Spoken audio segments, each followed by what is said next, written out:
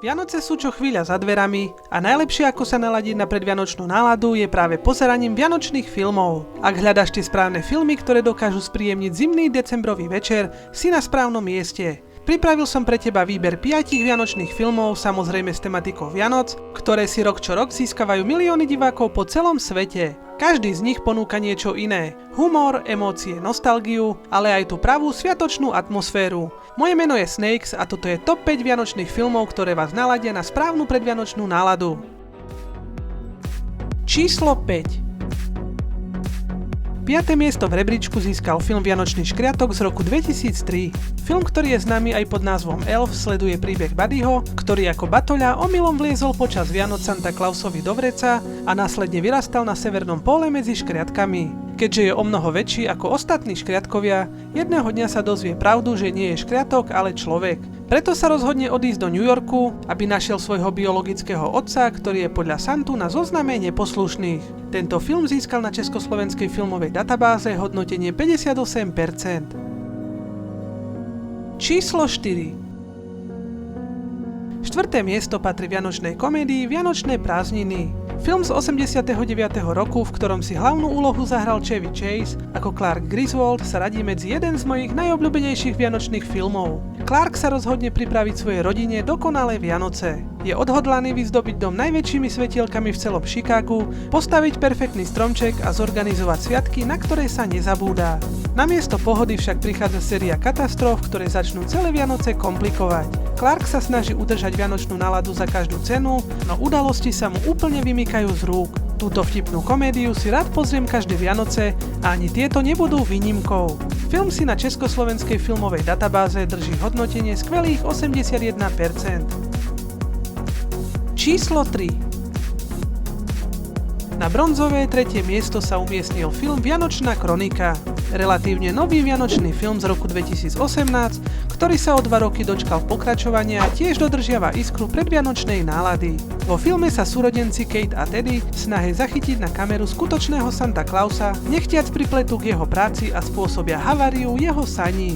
Bez saní, darčekov aj kúzelnej tašky hrozí, že Vianoce tohto roku proste nebudú a musia byť zrušené. Deti sa preto spolu so Santom vydávajú na dobrodružnú nočnú misiu, aby všetko napravili.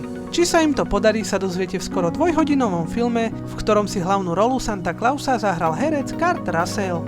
Hodnotenie tohto filmu je na stránke ČSFD slušných 71%. Číslo 2.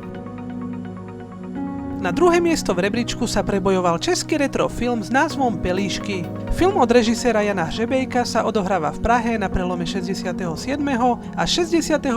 roku, kde s nadhľadom a citom zachytáva atmosféru doby. Tragikomickú, absurdnú, no zároveň plnú ľudskosti.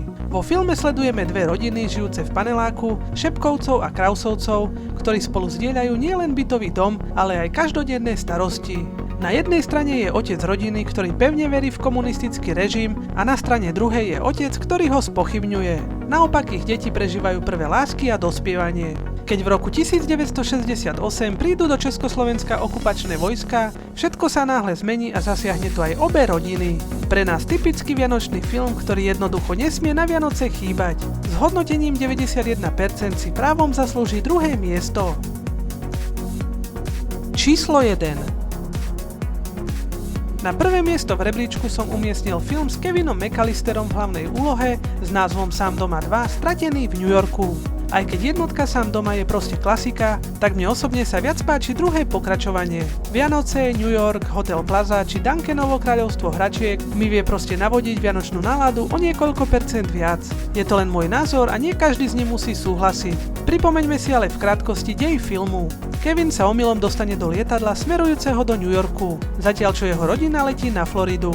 Vďaka otcovej kreditnej karte sa ubytuje v luxusnom hoteli Plaza a užíva si veľké mesto po svojom. Keď však náhodou stretne zlodejov Harryho a Marfa, ktorí ušli z väzenia, zistí, že plánujú vykradnúť hračkárstvo. Kevin sa rozhodne im v tom zabrániť a pripraví ďalšiu sériu bolestivých pascí v opustenom dome svojho strýka. Ak už sa rozhodnete pozrieť si tento film na Vianoce, odporúčam pozrieť si ho v pôvodnom staršom slovenskom dabingu z roku 1997, kde Kevina daboval Peter Jamrich. Až potom má film tú správnu iskru. Hodnotenie filmu je na československej filmovej databáze 71%. Z dnešnej top 5 je to odo mňa všetko, dole do komentára mi napíš tvoj najobľúbenejší vianočný film. A samozrejme, ak sa ti video páčilo, nezabudni ho podporiť lajkom a odberom. Ja sa s vami lúčim, majte sa pekne a čaute.